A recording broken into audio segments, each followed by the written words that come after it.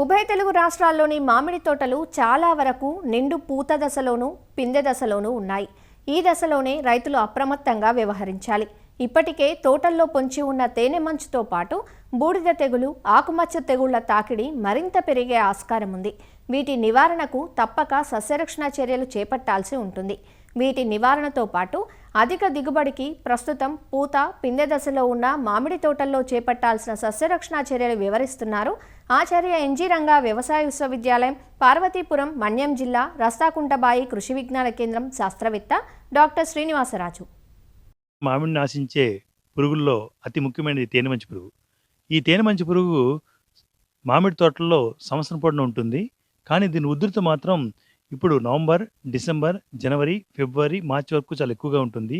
ఇది త్వరితగతిన 14 నుంచి 21 రోజుల్లో దాని జీవిత చక్రాన్ని కంప్లీట్ చేసుకొని మామిడిని చిగురు దశలో కానీ, అదేవిధంగా పూత, పూరెమ్మలు, పిందె దశల్లో రసాన్ని పీల్చి జిగురు లాంటి పదార్థం రావడం వల్ల దానికి క్యాప్నోడియం అనే మనకి శిలీంధ్రము ఆశించి కిరణజన్య సంయోగక్రియ సక్రమంగా జరగకుండా మనకి దిగుబడులు చాలా తక్కువ జరుగుతుంది. అదే మరి ఎక్కువగా మనకి నడితే ఈ పూత, పిందె అదేవిధంగా అన్నీ కూడా రాలిపోవడానికి ఆస్కారం ఎక్కువగా ఉంటుంది. ఈ తేనెమంచి పురుగుని నివారించడానికి మొదటి దశలోనే పూమొగ్గ వచ్చే దశలోనే డైమిథియేట్ అనే మందును 2 ml per లీటర్ నీటికి కలిపి పిచికారీ చేయాలి.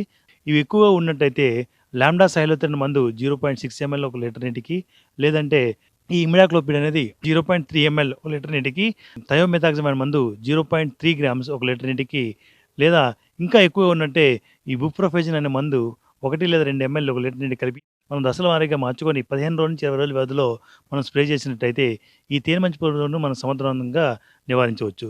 దీంతోపాటు అతి ముఖ్యమైనది ఏంటంటే తెగుళ్ళు చూసుకున్నట్టయితే ఈ బూడిద తెగులు, అదేవిధంగా మచ్చ తెగులు అనేవి ఎక్కువగా ఉంటాయి. బూడిద తెగులు అనేది సుమారుగా మనకి అన్ని మామిడి తోటల్లో అన్ని రకాలలో కూడా ఆశిస్తుంటుంది.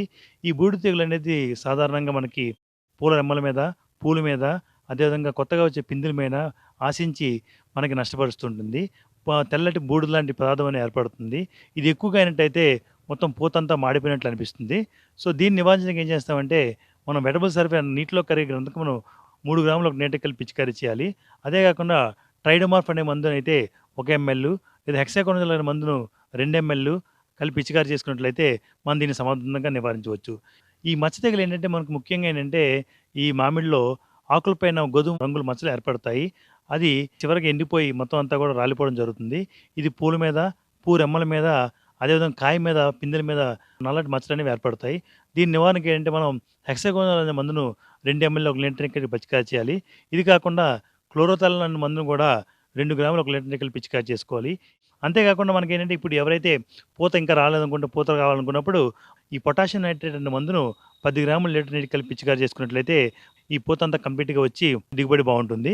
అంతేకాకుండా ఇంకోటి ఎవరైతే స్ప్రే చేస్తారో ఈ స్ప్రే చేసినప్పుడు మనం ఏం చేయాలంటే ముఖ్యంగా పూలు బాగా విచ్చుకున్న తర్వాత ఆ స్ప్రేని మాత్రం మనం మధ్యాహ్నం సమయంలో చేసినట్టయితే ఏవైతే పరాగ సంపర్కం ఉపయోగపడతాయో ఈ హౌస్ ఫ్లైస్ అనేవి దాని డైరెక్ట్ కాంటాక్ట్ రావు కాబట్టి దిగుబడులు పెరగడానికి ఎక్కువ ఆస్కారం ఉంటుంది.